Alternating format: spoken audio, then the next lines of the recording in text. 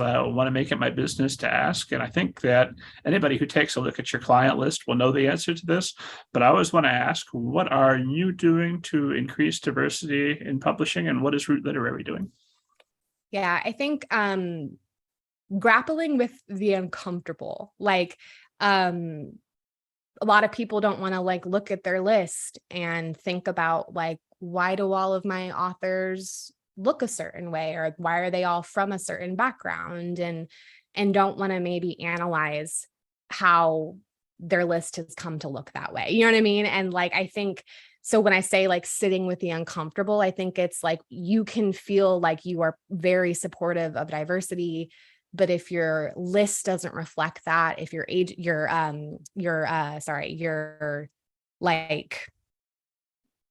your choices don't reflect that, if your actions don't reflect that, then maybe it's all just kind of words, you know what I mean? And just a vibe, and you're not actually doing the work to get there. So yeah, I mean, I do pay a lot of attention to it.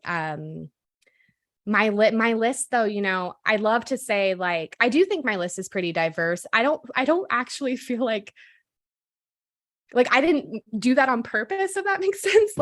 That's just the way it worked out. I love every one of these stories. It just happened to be that's what I found early on. And I'm really proud of my list and the diversity of it. And I really love, just personally, I really love untold stories. I love non-Western stories. And so I think it's more reflective of my personal, what I'm drawn to just as a person, versus any strategy to there was no strategy to it just happens to be that was what I was drawn to. But yeah, I mean, I think just sitting with the things that make us uncomfortable, to be honest, is one of the things that can, I think it's something that we need to do to really be focusing on diversity in this industry. And that includes from an employee, setting the clients aside for a moment. I think that includes the actual labor force that is running this industry, right? And paying attention to why is there a lack of diversity for mid-level folks in this industry? It means we can't retain good employees, right? It means that there's a reason why people only stay for a few years. And so you're seeing that diversity at the entry level. And then after a few years, they're no longer in the industry. So that's a retention issue, right? And I've had to have my boss, Holly Root, she's great. And I've had to have really frank conversations with her about these things when we're hiring, about things, I was the first assistant. So I've had to have, really frank conversations about meaningful compensation for entry level employees, just to make sure that she's aware of what our employees need to feel they're have a living wage, they can do their best job and show up every day and do their best work. And it's not that she's ever been problematic at all. That's not what I'm saying. But I think just being able to talk to your boss like that, right? And just be able to have those conversations at all is super important and super rare. And so I feel super lucky that I have a boss like that I can be here's the reality, right? here's what we need to make this job sustainable for our assistants, so that we can retain them and treat them right. So I think that speaks well of Holly, and I'm biased because I love book people, but I think that speaks well that you can go to her and have that conversation. Yeah. No, I love her. Yes.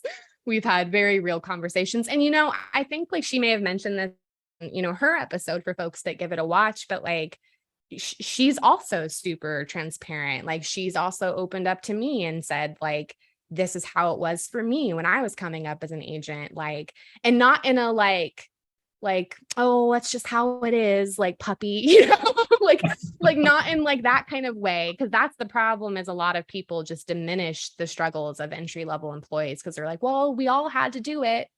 And it's we should want things to be better. We should want this industry to be better.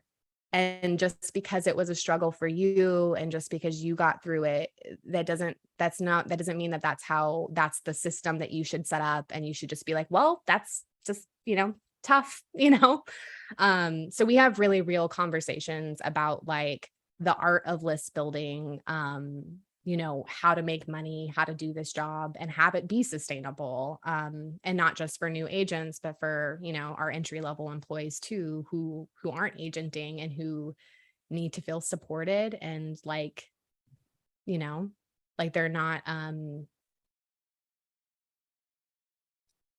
just scraping by. Like, I don't want someone to feel that way, because when you are just scraping by and then you go to your day job, it's really hard to be your best self, when you're really stressed out about like, how am I going to make rent that month? You're exhausted because you were working your second and third jobs to Yes. the dream job work. Yeah, exactly. And that I don't want to perpetuate that type of system.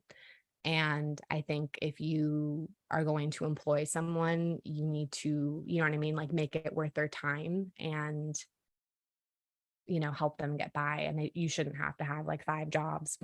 So yeah, it's really important to me. And I think just like, it's uncomfortable to have these conversations sometimes, especially with your boss, no less, right? But like, I think we need to have the conversation because it's the only way things get better. So. Well, from your lips to everyone's ears, I hope all the publishing is listening and say, "Oh, is that working out for them? Well, we should be doing that also." Yeah.